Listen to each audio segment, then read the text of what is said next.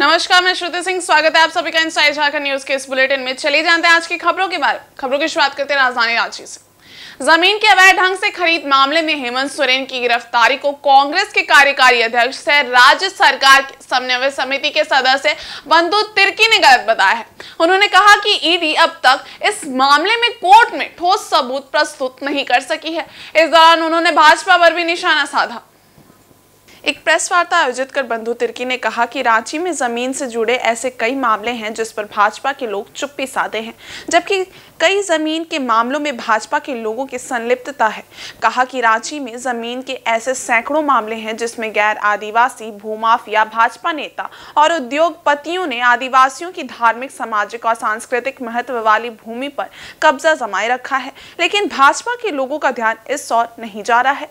बंधु तिर्की ने भाजपा के प्रदेश अध्यक्ष से पूर्व मुख्यमंत्री बाबूलाल मरांडी पर निशाना साधते हुए कहा कि आदिवासी नेता हेमंत सोरेन को भुईहरी नेचर की जमीन के लिए जेल भेज दिया गया है, लेकिन कई ऐसे भाजपा नेता हैं जो भुईहरी और आदिवासी की जमीन को बेच रहे हैं, लेकिन बाबूलाल मरांडी वैसे भाजपा नेताओं पर कोई भी बयान नहीं देते हैं। पांडे जी सरना स्थल, मसना स्थल घेरा इनके एक पन्ने पर नहीं, ये पहले से आपका इससे पहले से भी घेराबंदी हो रहा है। अभी जो बात कहा जा रहा है कि बड़े बड़े एकड़ एकड़ जमीन, भुईहरी जमीन, सरना स्थल जमीन, मसना, ये तो उसको धार्मिक जमीन उसको संरक्षित करने के लिए तो घेरा तो आपको कल्याण विभाग के द्वारा किया जा रहा है, लेकिन जो भुईहरी जमीन जो ट्रांसफ़र नहीं होता है, जो हस्तांतरण तो नहीं होता है, सादा हुक्मनामा दिखा करके मेरा कहने का मतलब कि भारतीय जनता पार्टी के लोग, बड़े नेता इसमें पूरा इन्वॉल्व है, पूरा सारा इन्वॉल्व है। इस पर क्यों नहीं बोलता है ये लोग? इसके लिए भारतीय जनता पार्टी के नेताओं को बोलना चाहिए, विशेषकर बाबूलाल मरांडी को तो जानकारी नहीं है क्या? बिल्कुल जानकारी, उसको बोलना चाहिए। इसमें मैं सरकार को तो इस आखिर कार्रवाई क्यों नहीं कर, सरकार को कार्रवाई करनी चाहिए। वहीं कांग्रेस के नाराज विधायकों के विषय पर बंधु तिर्की ने कहा कि जिस प्रकार की स्थिति अभी उत्पन्न हुई है, इस विषय को आला कमान को देखना चाहिए एवं कांग्रेस के नाराज विधायक के गिरवांसेस को अच्छी तरह समझकर उसे अविलंब सॉर्ट आउट करनी चाहिए। मैं कह रहा हूँ, इसलिए माननीय मुख्यमंत्री चंपाई सोरेन से मेरा आग्रह मैं लिख करके उसको मैं दे रहा हूँ कि ये पूरी चीज़ों पर जांच करे और उसमें जहाँ पर निर्माण कार्य ऐसे चल रहा है, जहाँ बाउंड्री का काम चल रहा है, उसको जांच करे और अविलंब वहाँ पर रोके। अन्यथा जिस तरह से पुरनकी रांची के आदिवासी जनता निकल करके अपने से उसको रोकने का काम किया, फिर आप कहेंगे बाद में कि लोग कानून को अपने हाथ में लेने का काम कर रहे हैं, क्योंकि लोग मजबूर इतना हो जा रहे हैं। जिस तरह से ज़मीन का लूट यहाँ पर चला है, तो अब लोग एकजुट होकर के जहाँ कहीं भी ऐसा होगा, या तो माननीय मुख्यमंत्री जी सरकार इसको गंभीरता से ले और इस पर रोक लगे, और नहीं तो इस पर लोग खुद ब खुद अपने जहाँ जहाँ हो रहा है वहाँ उस पर करने के लिए सामने आएंगे। लेकिन इस सरकार से उम्मीद है, चंपाई सोरेन जी से भी उम्मीद है कि इस पर अविलंब इस पर कार्रवाई करें। और विधायक सरयू राय ने मुख्यमंत्री चंपाई सोरेन से झारखंड सरकार राज्य की वित्त व्यवस्था का एक श्वेत पत्र जारी करने की मांग की है। उन्होंने कहा है कि जब हेमंत सोरेन मुख्यमंत्री बने तो उनके पूर्व की सरकार की वित्तीय स्थिति के बारे में उन्होंने एक श्वेत पत्र जारी किया था। मुख्यमंत्री के नाते चंपाई सोरेन को भी एक श्वेत पत्र जारी कर वित्तीय स्थिति पर प्रकाश डालना चाहिए। जमशेदपुर के बिष्ट्रोपुर स्थित अपने आवास में संवाददाता सम्मेलन कर सरयू राय ने उक्त बातें कही। उन्होंने कहा कि 23 फरवरी से शुरू होने वाला बजट सत्र अप्रत्याशित रूप से छोटा है। बजट सत्र मात्र 7 दिनों का है, जिसका कोई मतलब नहीं है। कम अवधि का बजट सत्र बुलाने का एक बड़ा कारण यही हो सकता है कि अभी तक सरकार पुराने बजट की योजनाओं पर मुश्किल से 55 से 60% खर्च कर सकी है। वित्तीय वर्ष समाप्त होने में मात्र 1 माह शेष है। शेष राशि खर्च करने के लिए पार्ट 2 सरकार के पास कोई संतोषजनक जवाब नहीं है। इस सरकार को बीते 4 वर्षों का लेखा जोखा सदन में प्रस्तुत करना चाहिए। मांग किया है चंपाई बाबू से कि जिस तरह से हेमंत सोरेन जी 20 में मुख्यमंत्री बने। तो पिछली सरकार के वित्तीय कार्यकलापों के बारे में उन्होंने एक श्वेत पत्र प्रकाशित किया था। मैं भी इनसे मांग करता हूं कि चंपई बाबू ये कहते हैं कि हमारी जो सरकार है या हेमंत सोरेन की पार्ट 2 सरकार है, तो पार्ट 1 सरकार के क्रियाकलाप के बारे में एक श्वेत पत्र प्रकाशित करना चाहिए। चंपई बाबू को बजट सत्र में रखना चाहिए ताकि लोग ये समझ सकें कि भाई जब पार्ट 1 खत्म हुआ और पार्ट 2 शुरू हुआ तो आपको कैसी सरकार मिली, आपको किस तरह की अर्थव्यवस्था मिली।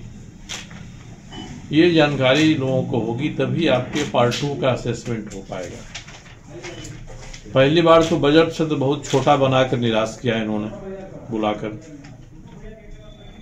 जब ऐसी स्थिति होती है कि नई सरकार बन गई, बजट के लिए पूरी तरह तैयार नहीं है, तो विधानसभा से बजट की मांग पर लेखानुदान ले लिया जाता है।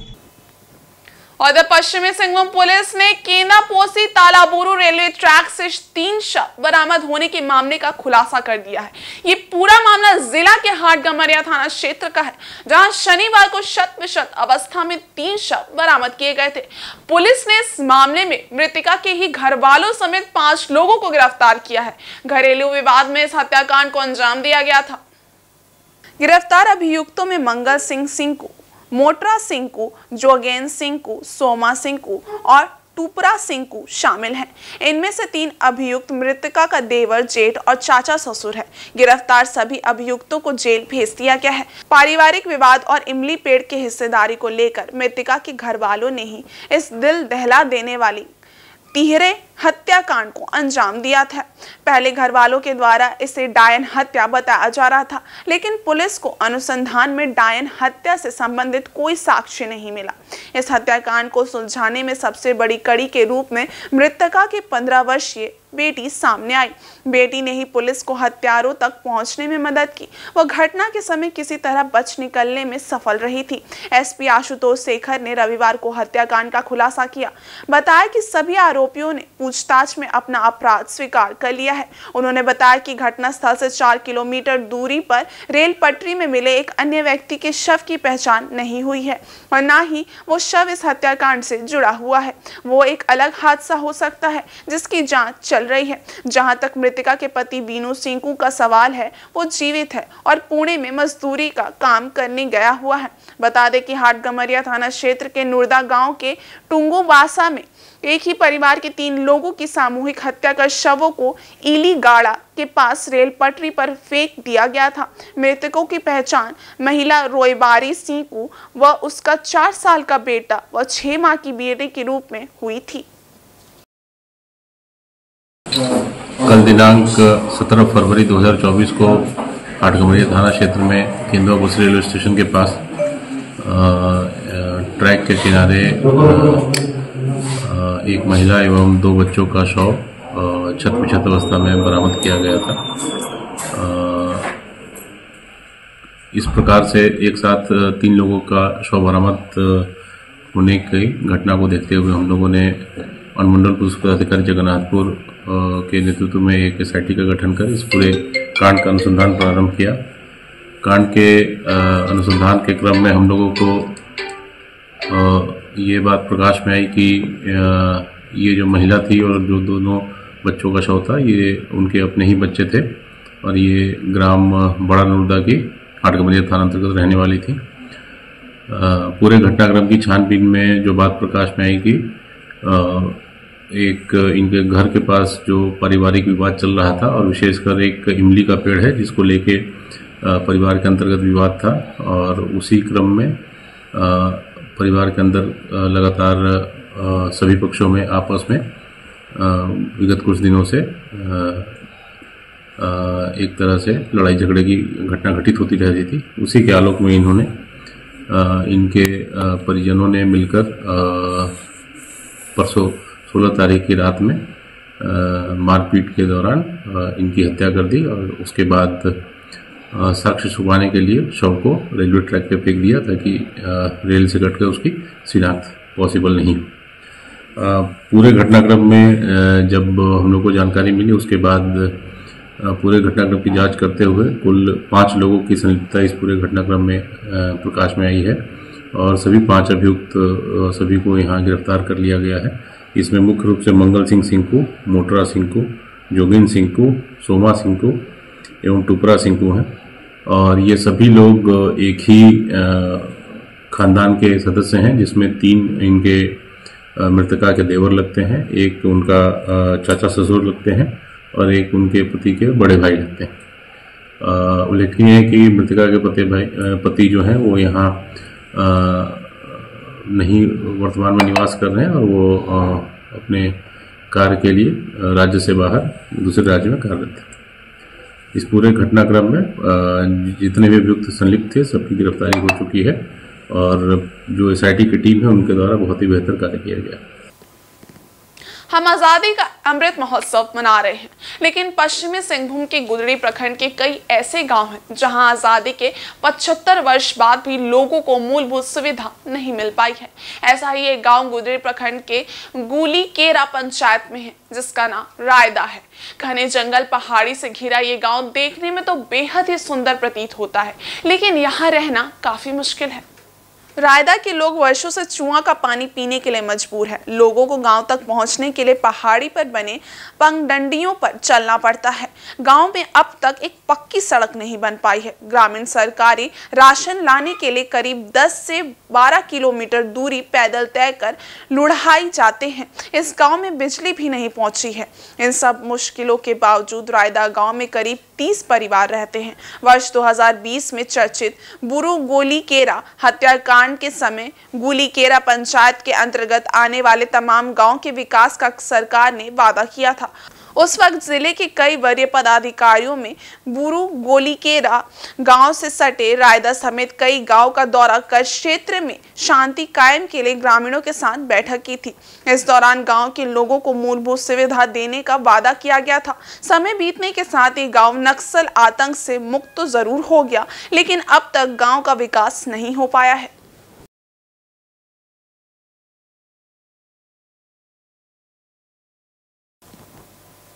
वहीं चक्रधरपुर रेलवे स्टेशन में स्थित गार्ड क्रू ग्लोबी कार्यालय में रविवार को ऑल इंडिया गार्ड काउंसिलिंग का स्थापना दिवस मनाया गया। इस अवसर पर चक्रधरपुर रेल मंडल के तमाम ट्रेन मैनेजर मौजूद थे। मौके पर काउंसिल के केंद्रीय सहायक महासचिव RVP सिंह ने AIGC का ध्वजारोहण किया।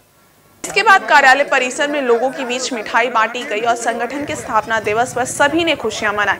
यहां मौजूद AIGC के नेताओं ने कहा कि 7 वर्ष पहले AIGC का गठन ट्रेन मैनेजरों को संगठित कर उन्हें मजबूत बनाने के लिए किया गया था। इसी संगठन के जरिए उनकी समस्याएं रेलवे के उच्च स्तरीय प्रशासनिक तंत्र तक पहुंचाई जाती हैं। यही वो संगठन है जिसके जरिए उनके अधिकार और हितों की रक्षा होती है। RVP सिंह ने बताया कि उनके टूल बॉक्स समस्या का समाधान भी बहुत जल्द हो जाएगा। न्यायालय ने फैसला सुरक्षित रखा है और उन्हें उम्मीद है कि फैसला उनके हित में होगा। ट्रेन मैनेजरों ने ये घोषणा की है कि अर्बन बैंक के चुनाव में AIGC अपना एक प्रत्याशी उतारेगा। ट्रेन मैनेजर की ड्यूटी तो मैं 25 वर्षों से भी ज़्यादा से कर रहा हूँ। मेरे देखने से तो ट्रेन मैनेजर की ड्यूटी आर्मी की ड्यूटी से भी कठिन ड्यूटी है, क्योंकि सबसे बड़ी समस्या उनके साथ है कि उनको अकेले ही ड्यूटी करना है और सारा फैसला खुद ही लेना है। किसी भी इमरजेंसी में उनको स्वयं ये करना है और मौसम समय और ये सारा चीज़ जो है उनको नहीं मिलता है। रात का ड्यूटी हो, आंधी हो, तूफान हो, बारिश हो, कुछ भी हो, अपने ड्यूटी में मुस्तैद रहते हैं और संरक्षा के प्रति उनका जो है समर्पण। विगत वर्षों में हमारा लाइन बॉक्स बंद हो गया है, उसके लिए गार्ड काउंसिल ने कोर्ट केस किया, जिसका सुनवाई 10 फरवरी को सुनवाई हो चुकी है, लेकिन उसके लिए कोर्ट ने फैसले को सुरक्षित रखा है, जो कभी भी फ्लैश हो सकता है और उम्मीद करते हैं कि हमारा लाइन बॉक्स पुनः वापस आ जाएगा। AIGC का 59वां वर्षगांठ मनाया जा रहा है और ये पूरे देश में सभी डिवीज़न, लॉबी, जोन हर जगह मनाया जाता है। और इसका थोड़ा सा संक्षिप्त इतिहास है। आज से 1960 में और 1966 में एक रनिंग रूम में दिल्ली का बैठकर श्री अतर सिंह आहूजा जी AIGC का संकल्प लिए थे कि पूरे देश में गार्ड के यूनिटी के लिए एक यूनियन काउंसिल होना चाहिए और उसका नाम उन्होंने रखा all India guard council. AIGC उसका संक्षिप्त रूप हो गया। ऑल इंडिया गार्ड काउंसिल के अंतर्गत पूरे देश के सभी गार्ड इसमें सम्मिलित हैं। आज गार्ड को ट्रेन मैनेजर का नाम दिया गया है और ये हम लोग के लिए सौभाग्य की चीज़ है। अतर सिंह जी का सपना जो है, वो जो संकल्प है, आज पूरे देश में मनाया जा रहा है। AIGC is our mother organisation, ये हमारी मातृ संस्था है और इस मातृ संस्था के माध्यम से हमारे देश में जो भी परेशानी होती है, पूरे गार्ड के साथ जो भी अन्याय अत्याचार या जो भी हम लोग को प्रॉब्लम्स को फेस करना होता है, इस प्रॉब्लम्स को हम लोग पहुँचाते हैं। अप टू रेलवे बोर्ड तक इस मैसेज को जाता है और इस उपलक्ष्य में आज झंडोत्तोलन किया जा रहा है ऑल इंडिया गार्ड काउंसिल का झंडा फहरा करके। और सरायकेला खरसावां जिला के इचागढ़ स्थित सोनार पातकुम सोलो आना सार्वजनिक नवकुंज धाम में आयोजित महायज्ञ में श्रद्धालुओं की भीड़ उमड़ रही है। इस नवकुंज अखंड संकीर्तन महायज्ञ में 54 दलों ने भाग लिया है। विशाल जानकी भंडार के साथ भव्य पंडाल का भी निर्माण कराया गया है, जिसमें करीब 600 लोगों के ठहरने की व्यवस्था है। इस यज्ञ में श्रद्धालुओं के आर्थिक सहयोग से करीब 40 लाख अनुमानित खर्च होने का संभावना है। इतने बड़े आयोजन को सफल बनाने के लिए हजारों कार्यकर्ता दिन रात लगे हुए हैं। नवकुंज हरि नाम संकीर्तन से पूरे क्षेत्र का वातावरण भक्ति में हो गया है। भीड़ को नियंत्रण करने के लिए विशेष दल का गठन किया गया है। पानी के ऊपर कालिया दहन, राधा कृष्ण ताड़का वध का दृश्य को दर्शाया गया है। वहीं अष्ट सखी मंदिर तक जाने के लिए बांस का पुल बनाया गया है। विद्युत सज्जा भी आकर्षण का केंद्र है। आयोजन समिति के अध्यक्ष संजय मंडल ने बताया कि यहाँ झारखंड, बंगाल और उड़ीसा से भी श्रद्धालु शामिल होते हैं।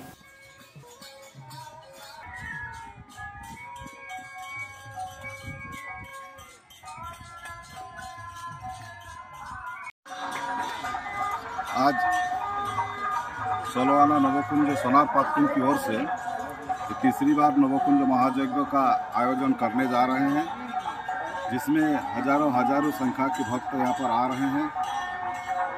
600 कीर्तन मंडली 54 कीर्तन मंडली के दल में 600 संख्या का खाना पीना रहने का टेंट सारा व्यवस्था किया गया है और आज तीसरा दिन है। अनुरोध है कि इस महायज्ञ में आए और तन मन धन देकर इस महायज्ञ को सफल बनाएं।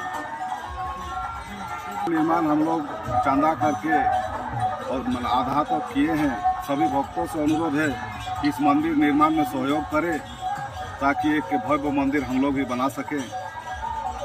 यहाँ लाखों की संख्या में होता है, भीड़ होता है। वहीं पूर्वी सिंहभूम जिले के मुसाबनी से 2 नंबर में एवरेस्ट स्पोर्टिंग क्लब द्वारा क्रिकेट टूर्नामेंट का आयोजन किया गया है। चौथे स्वर्गीय रोशन लामा एवं Lal Bahadur Lama memorial cricket tournament में कुल 16 टीमों ने हिस्सा लिया है।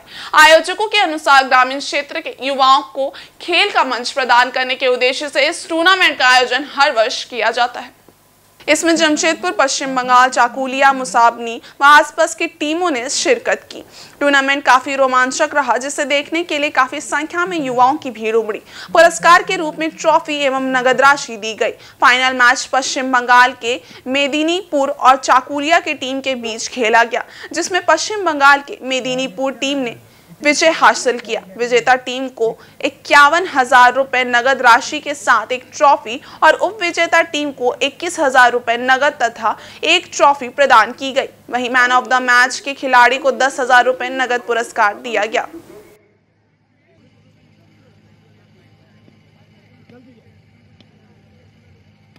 टूर्नामेंट जो ये चौथा साल है और ये लेट रोशन लामा और लाल बहादुर लामा के नाम पर चलाया जाता है।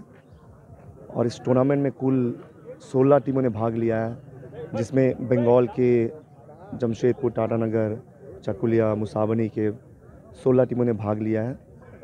और रीज़न एक ही है कि हमारे जितने भी यंग ब्रीड है, यंग जो बंदे आ रहे हैं, वो क्रिकेट के प्रति जाए और उनको एक life line kind of.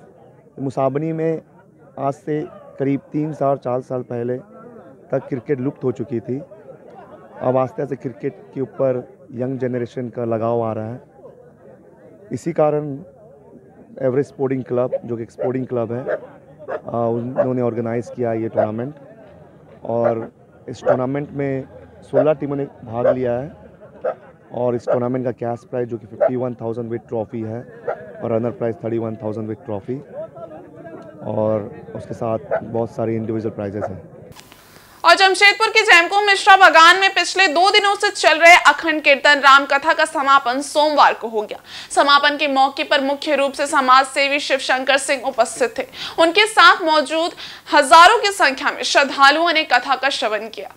Shri Ram कल्याण समिति के द्वारा पिछले 4 वर्षों से अखंड कीर्तन राम कथा का आयोजन किया जाता आ रहा है। राम कथा सुनने के लिए क्षेत्र के हजारों श्रद्धालु रोजाना पहुंचते हैं। इधर कथा के अंतिम दिन हजारों लोगों की भीड़ उमड़ी। इस दौरान कथावाचक ने कहा कि प्रभु राम के नाम मात्र से रावण जैसे अत्याचारी का अंत हो जाता है और अंदर के सारे कलेश, पाप और कुविचार समाप्त हो जाते हैं। मन के रावण का अंत करे, स्वतः प्रभु राम की भक्ति मिल जाएगी। इस कार्यक्रम के कारण पूरा माहौल भक्ति में हो गया था।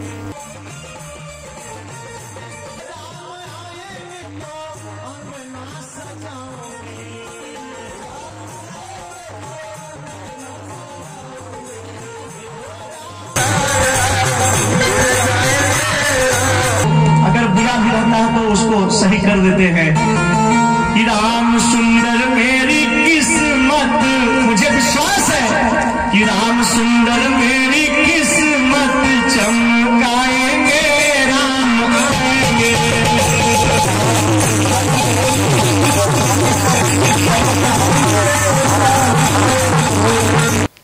और चक्रधरपुर के ग्रामोत्थान संस्थान केंद्र बिरसा सेवा संस्थान करंजो में किसान मेला से कृषि प्रदर्शनी का आयोजन किया गया। इस मौके पर मुख्य अतिथि के रूप में एकल अभियान के राष्ट्रीय प्रमुख ललन शर्मा मौजूद थे। कार्यक्रम का उद्घाटन भारत माता के चित्र के समक्ष दीप प्रज्वलन और पुष्प अर्पण के साथ हुआ।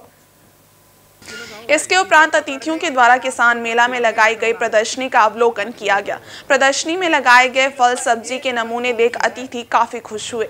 बड़े बड़े आकार के फल और सब्जी का उत्पादन किसान जैविक और उन्नत खेती के माध्यम से कर रहे हैं। इससे किसानों की आमदनी भी बढ़ रही है और किसान एक कुशल कृषक बनकर देश की जरूरतों को पूरा करने में अहम भागीदारी भी निभा रहे हैं। यहाँ संस्थान द्वारा दिए जा रहे सिलाई प्रशिक्षण से बनाए गए वस्त्र आदि की भी प्रदर्शनी लगाई गई थी। मालूम हो कि एकल अभियान द्वारा संचालित बिरसा सेवा संस्थान करंजो की हमेशा से कोशिश रही है कि ग्रामीण इलाकों में लोगों को जागरूक किया जाए और उन्हें प्रशिक्षण देकर आर्थिक रूप से मजबूत बनाया जाए।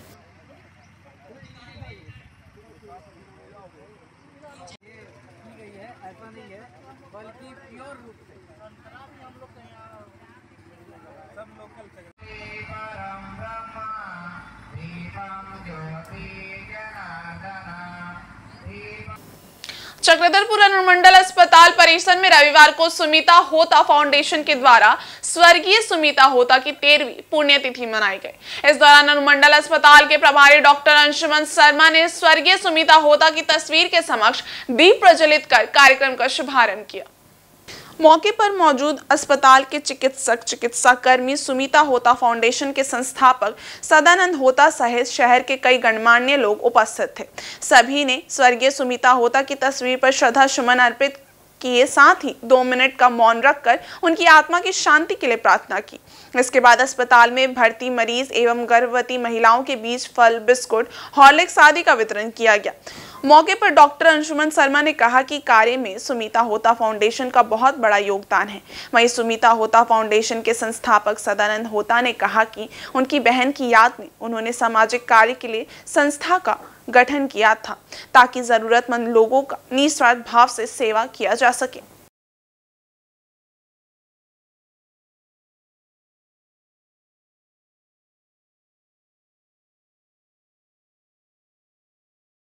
अच्छा न्यूट्रिशनल भोजन होता है, बांटा जा रहा है। तो इस कार्य में हम लोग भी उनके बहुत आभारी हैं कि अपने स्तर से वे बहुत सारे लोगों को इलाज में हेल्प करते हैं, मदद करते हैं, रेफरल में मदद करते हैं। साथ में ही ब्लड अगर किसी का कम हो जाए तो तो आज उनके तरफ से उनकी बहन की जो पुण्यतिथि है, आज एक और शुभ काम वो अपना कर रहे हैं। आज के दिन वो फल और अच्छा न्यूट्रिशनल भोजन का आज वितरण कर रहे हैं अपने स्तर से। बहुत मदद मिलता है। जहां आप लोग सभी जानते हैं कि जैसे हमारे मरीजों को अभी तक चाईबासा से सारा हम लोग मरीजों को रेफ़र करते हैं। रेफरल में तो गरीब मरीजों को दिक्कत होती ही है। यह सब जानने के बावजूद भी जो चिकित्सीय जटिलता है उसको देखते हुए एज अ चिकित्सक के रूप में हमें उन्हें रेफ़र करना ही पड़ता है ताकि उनका इलाज में कोई कमी नहीं हो। लेकिन इस क्रम में जो तकलीफ़ होती है उसको सदानंद होता है, अपने मदद से थोड़ा सा कम करते हैं। बहुत सारा कभी कभी ऐसा सिचुएशन होता है 108 हमारे पास उपलब्ध नहीं होता है या किसी दूसरे मरीज में लगा व्यस्त रहता है, तो वो ये मदद कर देते हैं। उनके अगर ब्लड की ज़रूरत होती है मदद कर देते हैं।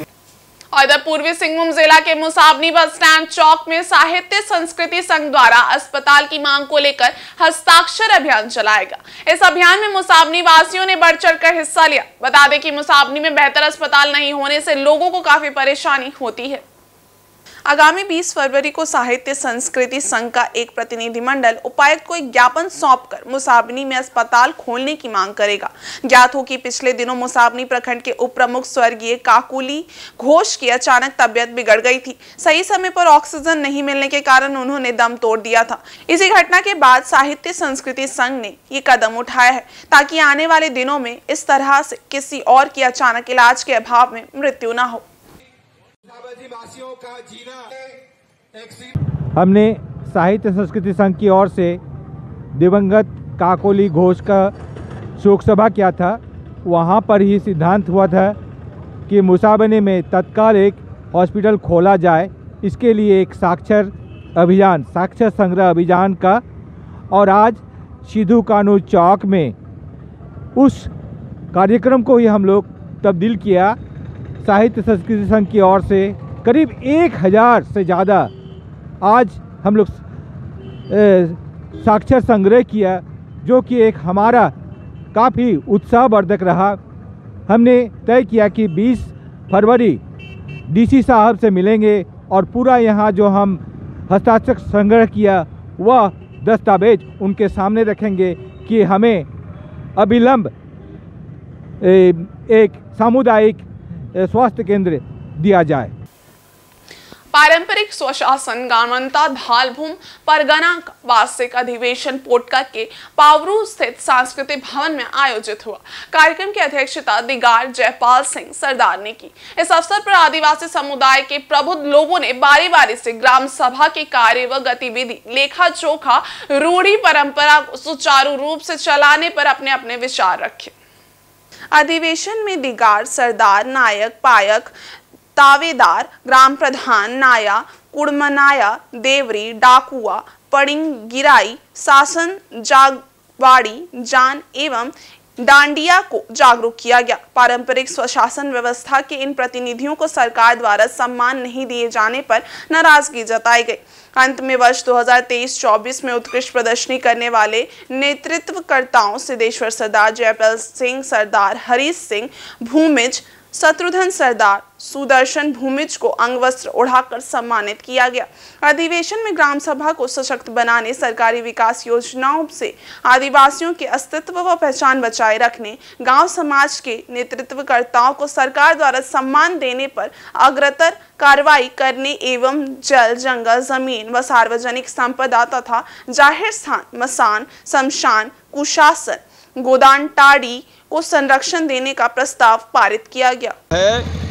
पारंपरिक स्वशासन गांवता धलबुंग परगना से एक दिवस अधिवेशन है, जो 5th शेड्यूल इलाका में ग्राम सभा का 1 साल का मूल्यांकन, क्या काम किया है, क्या नहीं किया, विकास का दौर पर, न्याय झगड़ा के दौर पर, प्राकृतिक जल जंगल बचाने को तर, और जो सरकार का जो फॉरेस्ट राइट के वन पट्टा दिए है कि नहीं दिए हैं, और जो प्रतिनिधि लोगों से क्या समन्वय है, ब्लॉक और कचहरी थाना से क्या समन्वय है, और उसको बोलने का, लिखने का या एक दूसरे गांवों से समन्वय करते हुए कैसे लोग आगे बढ़े, इसलिए इसमें शामिल है ताकि हम एक गांवता तौर पर काम करें एक सामूहिक तौर पर का करे, एक गांव का होगा दूसरा गांव में आवाज़ करे ताकि हमारा जल जंगल ज़मीन को बचाए, गांव का झगड़ा गांव में हो और विकास का काम हम पारित करेंगे, हम निगरानी करें, हम अंकेक्षण करेंगे, हम हिसाब जमा देंगे और फाइनल नहीं क्यों नहीं फाइनल है BDO मुखिया से जवाब लेंगे, इसीलिए अधिवेशन है। स्वशासन परिषद गाँव गणराज्य परिषद के जो लोग इकट्ठा हुए हैं, इसमें जो हमारे जो पारंपरिक स्वशासन व्यवस्था के जो पुरुष लोग हैं, गांव के जो हेडमैन लोग हैं और उसके साथ जो गांव के प्रतिनिधि भी भागीदारी हैं और यहाँ 32 गांव के लोग एक साथ आज शामिल हुए हैं कि हमारा जो विकास योजना चल रहा है, हम 2023 से 24 तक विकास योजना को हम मूल्यांकन करेंगे। साथ ही साथ विकास योजना में हमारे जो पारंपरिक व्यवस्था की जो रूढ़िजन्य विधि की जो देवी देवता हैं उसका तो क्षरण नहीं हो रहा है, क्योंकि विकास योजना कभी अंधा होता है और हमारे जायरा मसान शोषण में घुस जाता है, तो उसका एक ग्राम प्रधान और दिगार घटवार सरदार लोग बता रहे हैं कि नहीं, हम उसकी सुरक्षा करते हुए हम विकास योजना को आगे बढ़ाते हैं और विकास की गति को हम तेज करेंगे। और इस बुलेटिन में बस इतना ही। ब्रेक के उस पार कुछ और खास खबरें, तब तक के लिए देखते रहिए इनसाइड झारखंड न्यूज। धन्यवाद।